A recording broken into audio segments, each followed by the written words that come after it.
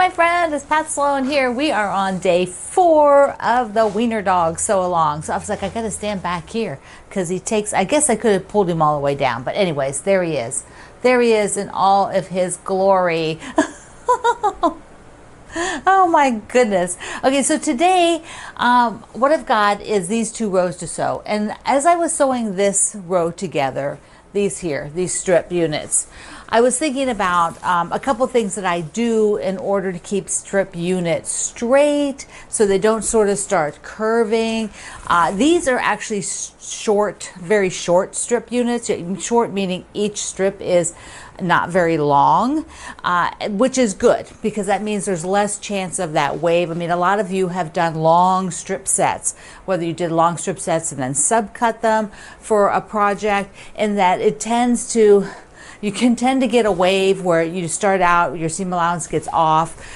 People will sew them in opposite directions to try to help with that. But with these very short lengths like this, you still have to think about it. And I have a little tip for you. So we're going to sew a couple and then go to the ironing board, and I will show you what I do there to be sure that I don't get off track, because it's really what it is. It's just, it takes only a few seconds if you do it like I'm doing, and it doesn't add that much time. But it's all about measuring. You just got to check your measurements, and we'll do that together. But beforehand, I have a couple of wiener dogs from you and you and you. So some of you have already been showing the doggies as they're going along, and I just thought it'd be really fun and inspirational to see some of them now, and then we'll do another quilt parade of them when they're finished. When we get finished dogs, I'll do another quilt parade of those like next week sometime. So let's take a look. Angela is doing a Christmas sweater. Is this not the most darling thing? And the white on white she's using has snowflakes. I just love it so much. So cute. Denise has got a little snoot going on here. Beautiful chocolate fabric for the doggie's head, but I love the newsprint. All that newsprint behind there. Just so cute. Okay, this one's for inspiration to keep going. Karen got started and just kept on going. It is so cute. Look at the polka dots. Just a great fabric. Great fabric. Here is Kendall's in the start when he is at the stage that I'm at now. Of course, Kendall's finished it, so I'm just going to show you the whole finish of his. He got started and couldn't stop. There he is. Oh, it is fantastic. Love those fabrics Kendall used. Okay, Leanne, I've got 2 pictures from Leanne. Here she's doing 3. Aren't they spectacular? And look at the different colors for the doggy bodies. And okay, so now here comes Leanne's other picture. So she's got her 3 little dachshunds. Look at them. Let's look how cute they are. And Augie, Fritzy, and Gunny. Just so sweet. Mandy is doing 2, one for herself and one for a dog rescue. What a fantastic idea, Mandy. They are just so sweet. Loving your polka dots as well. Pamela's, this is so great. This is a kind of a fall fabric line. I forget the name of it, but I recognize it. The doggy head is this cool, like a kind of a plaid and the tan, just great. Sonia's, she's got a blue and yellow doggy body going, and just going to town. He is going to be so sweet in those colors. And our ambassador Yvonne is pretty in pink. Look at her pink dog. Okay, now Yvonne, I have to do a pink one. I'm going to just have to do a pink one. Maybe like a long pillow or something. I don't know. I'm going to have to. Okay, this is inspiration, folks. Send more pictures of yours in progress, and I'll see which ones I can share. They're just so cute and so different. There are just many, many fabrics that'll work with this. I mean, I really love that there was a blue and yellow one for you to see how that will look. The Christmas sweaters, the pink. It's just, you know, you can sort of find any kind of color pattern that you like and just go to town with it. You know, both of those other jelly rolls that I showed you would just be super cute in this. In our live chat the other morning when it was, the video was first running, we were talking about this dog quilt, and I said that my husband Greg came in the room here, and we were looking at it and started talking about his parents. Both his parents have passed away now. His mom 3 years ago, just 3 years ago, and his dad 10 years prior to that, or 9 years prior to that. So anyways, they were obsessive dog people. They always had dogs. They loved dogs. When Madge, my mother-in-law Madge, would always say, dogs don't have as long a life as people, so that we can love more of them. That was her, her philosophy. And they had many dogs through Greg's childhood and through my in-laws' life. There were always dogs. And I said that if they were still alive, I would make each one of them their own dog quilt. She would have to have a purple one. That was her color. And then I would have made Roy, my father-in-law, one as well, have their own. I would have done that. Sometimes I think maybe I'll make a second one and give it to my brother-in-law. Now, he likes cats, but he also likes dogs. They just happen to have cats. So maybe I'll have to do that sometime, make that for my brother-in-law.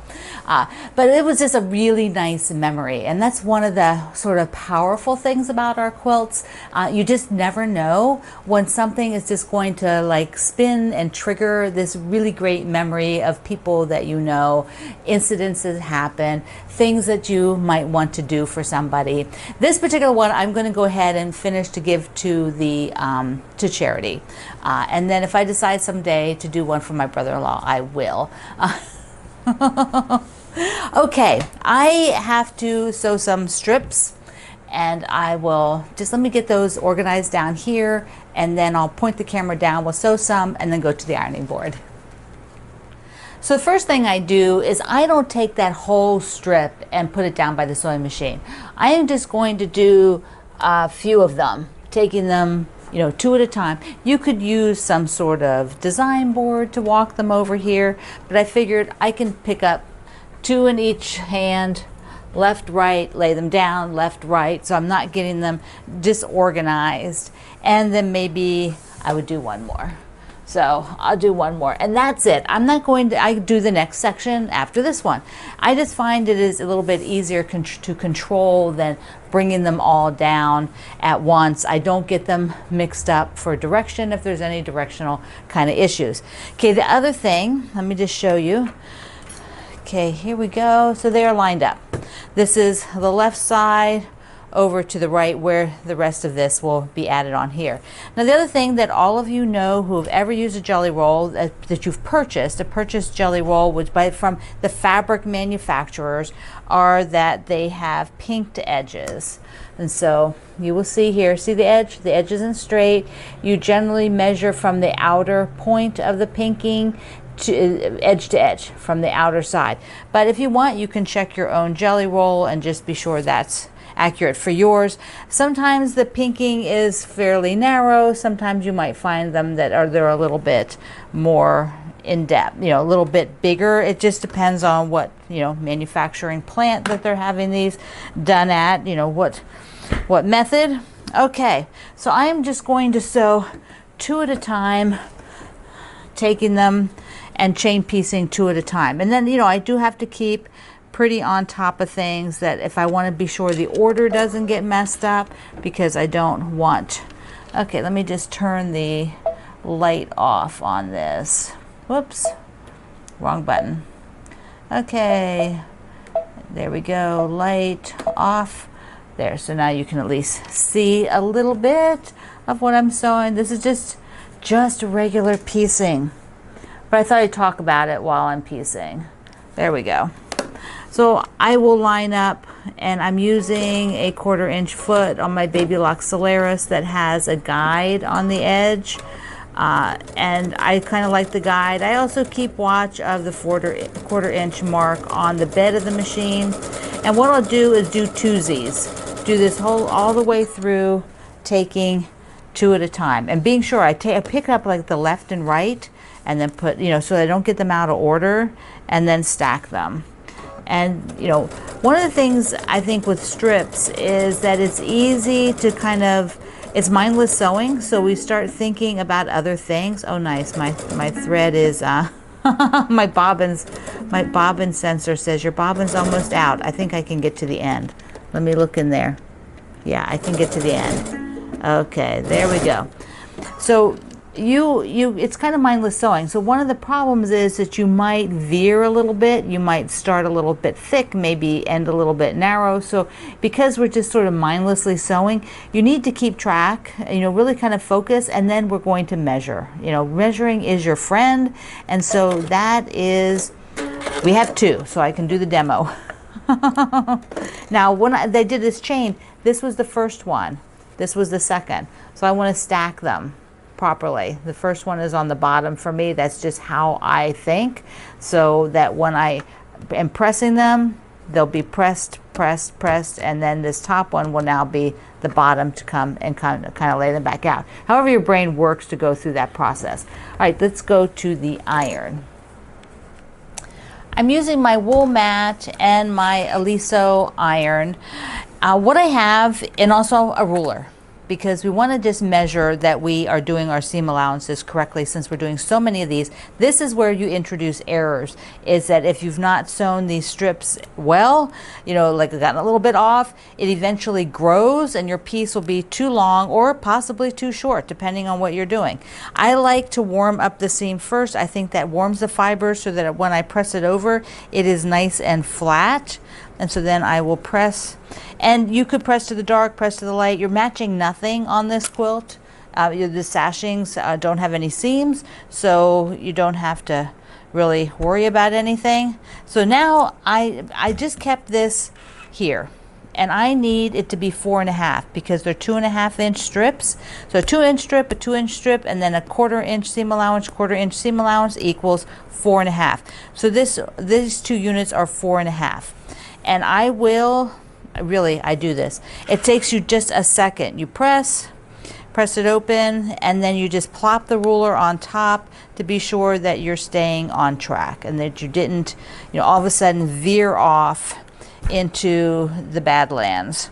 Okay, so there we go, 4.5. And now I have my units. This is the first one, this is the second one, and I will do the rest of the 2 units and then sew all of the 2 units together, and then after that go get the second half of the row. So I'm going to meet you back over on the other side of the table. So I had another fun mail. It's from Tamara in Tennessee. Look at this pretty card. So she sent some itty bitty critters. I put them on a design board. Aren't they the cutest? A little fishy and a sweet little kitty cat. So these are great. I can't wait to get a next group up. But actually, for the critter quilts, I have the first one back from being long-armed by my friend Karen. And so once I get that trimmed, next week, I will show that, pick a binding, and then think about starting the second critter quilt in probably October. I probably won't work on it in September. I'll be doing other things. So these will go into the basket, but I can't wait to sort of divvy up, and having a few of these extra little tiny ones are wonderful. Also, on the home front of what am I working on? So this is the Harvest Moon. Look, I am almost done. Look how close I am. And I am not going to put anything else around it. This one is going to be done. I am just going to do the black and white check around it. And I might make it a pillow or just a little wall hanging, either way, but it'll be done soon. So I need to focus because this can go really quickly. And then I actually pulled out one of the other older ones that I had. That I showed you that had Halloween and the spider web. And I think I'm going to take this pumpkin here. I checked its size. This pumpkin, this is a free pattern from the Fat Quarter Shop that we did in June. We did the quilt. I think I'm going to take this pumpkin and put it with the Halloween and the spider web and the spider. And that's what I'll do next. And then, you know, I have my long-term, you know, so go stitch until I'm 85 Halloween, and I will pull that out after these two are done so that I can finish those two and have them for the season. Yeah, the goals. Now I moved the book Nook to today, and I did show you this is our giveaway prize. So those of you who are watching on Wednesday know this is a giveaway book, and I didn't have time on Wednesday really to dive into this, and so I want to show you this one. So we're going to look at it, and I'll show you the different projects in it. It is for using jelly rolls. Did I say that? Jelly rolls. So Simply Jelly Rolls is from the Fat Quarter Shop. They're So Emma Publications, and there are 16 quilts, all with wonderful, wonderful names like baguettes, baklava, biscuits, brioche, caramel, ciabatta, cornbread, all kinds of fun. Pretzel, the pretzel quilt. Okay, so there is just one size for the quilts. Oh, it's also spiral bound. Look at that. See, isn't that nice? You open it up, the pages lay flat. They tell you about jelly rolls here. And so each quilt is a beautiful photo of it. And then there will be another sort of smaller photo. And of course, your directions like this. Hold on, I'm gonna see if I can do this so I can flip it to each quilt. There is the hearts. Look how pretty those are. We always need a good quilt with hearts on it, don't we? I think that is like mandatory. I like this one with the strips because there's multiple strip sizes, so long ones and short ones. This would be absolutely fantastic for extra strips you have from jelly rolls, so that if you're using a jelly roll and all of a sudden, you know, like we did, well, not all of a sudden, but you know, the pattern doesn't call for all of them, like our dog quilt, you could make something like this with the extras. See, that's why I was saying that there might be something cool to do extra. Look at that, so pretty. Okay. Spools are perfect, like the thread. The strips will be like the thread on the spools. I'm not reading the names upside down, but promise me there are names there. I promise you. This is a cool one. They're kind of a fun shape, and then depending, like every fabric line has lights and darks, and so it really does a playful you know, image changing. They put a lot of the lights for this particular one. They put a lot of lights in the middle.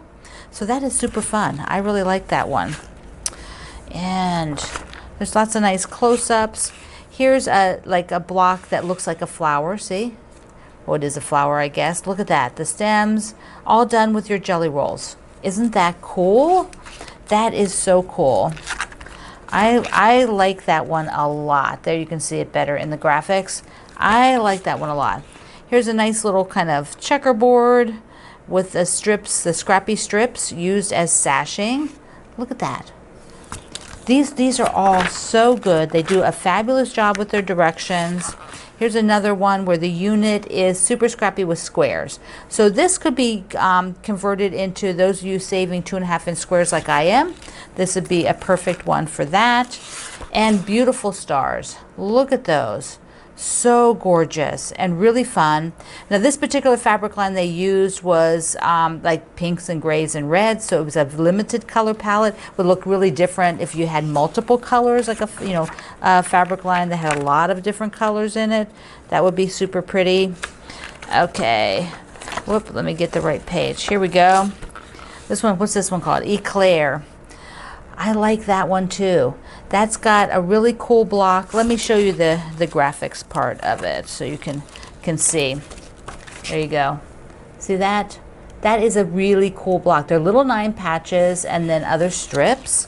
So fun. Okay, let me just show you a couple more. Wait a minute, because don't want to go on forever, you know. All right, I like this one too. Pumpernickel.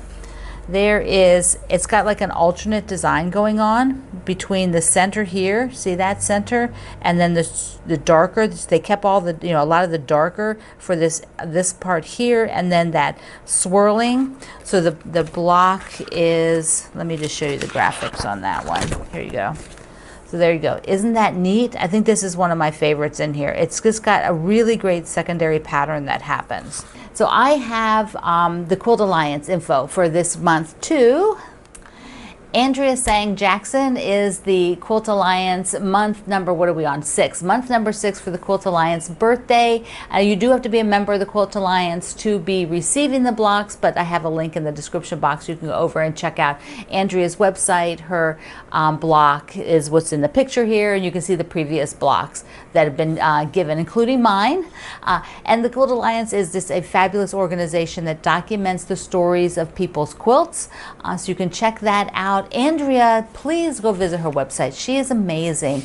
She's an artist. She does a lot of community type projects, a lot of collaboration type projects that are very, very interesting.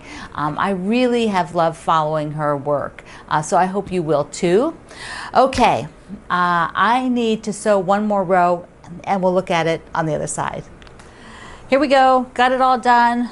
I did measure a few more times. All you have to do is add like 2, 4, 6, 8, 10, 12, 14, 16, 18, 20, then add half an inch to be 20 and a half. So that's how I, measured sections before I sewed like into even longer sections, so that as I went along, I was still measuring. Okay, put it up here. So tomorrow is our official last day of sewing on this, but I'll probably be rolling it into Monday to get it done, because I still have some things to do for the Harrisonburg, Virginia Quilt Museum event for our Harrisonburg quilt. And I'm going to show you my Harrisonburg quilt tomorrow on the video. I'll hang it up here for Friday's video.